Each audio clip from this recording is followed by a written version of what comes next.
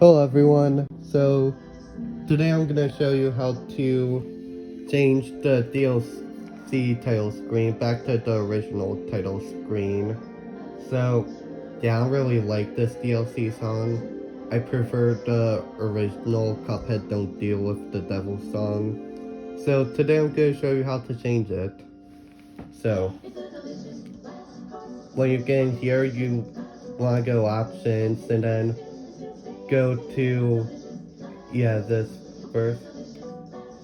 It had title screen, DLC uh original. So this won't mean you're gonna get rid of the DLC. You'll still have it. So go click on original. Now it's still gonna play the DLC song, but we're just gonna go into my world real quick. Let's see. Can you guys see this well?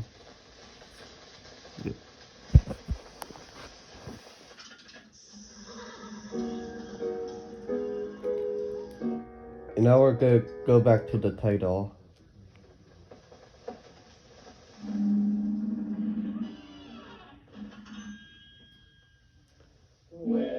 Now much challenge won't be in the original title, which kind of sucks, but it's no big deal. So, yep, I hope this helped you. Bye.